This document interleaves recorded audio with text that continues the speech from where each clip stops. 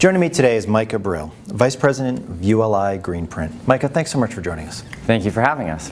Can you start by telling us the mission behind ULI Greenprint? ULI Greenprint is an organization that was started in 2009 by a group of leading real estate owners whose goal was to drive the emissions from the real estate industry down 50% by 2030, which is in line with the IPCC recommendations to avoid the sort of most catastrophic issues related to climate change. And so the goals of that mission, or the reason behind it, is to align financial performance with environmental performance so that the industry and not just some of the top performers are achieving that goal. And ULI Greenprint produces the Greenprint Performance Report, which looks at property data and performance trends for the real estate industry. What stood out to you from the most recent report? The most recent report was really interesting. I think we had nearly 6,000 properties responding, or over 6,000 properties. Some of the more interesting findings were the sort of international scope of it. I think environmental performance is really sort of touching every market that we work in, which is obviously really great. A focus on working with tenants, and that's not necessarily explicit in the report.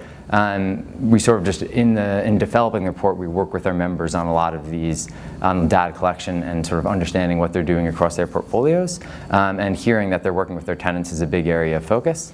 And finally, I would say the city trends, which is that members of Greenprint are performing better than their sort of counterparts in different markets. So if a city achieved a reduction of 2%, Greenprint member might achieve a reduction of 3 or 4%. And I guess I should add one final thing, which is the long-term performance of Greenprint members, which they're really leading the industry and have achieved reductions of, I think, nearly 17% over the 2009 sort of time period, from 2009 through 2015. And were there any data points or trends that surprised you out of this latest report?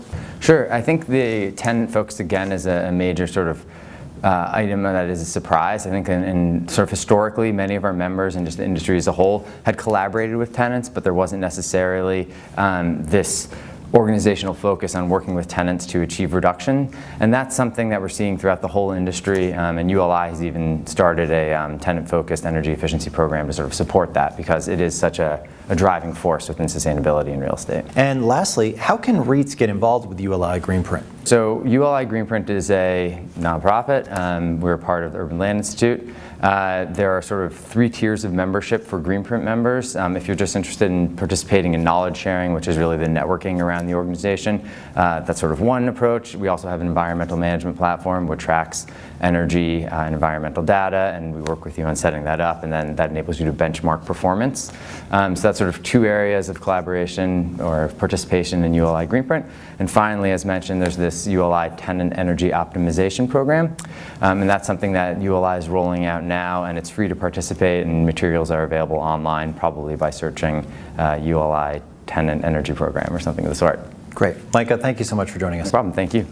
For more from NAREIT's 2017 Leader in the Light Working Forum, be sure to visit REIT.com.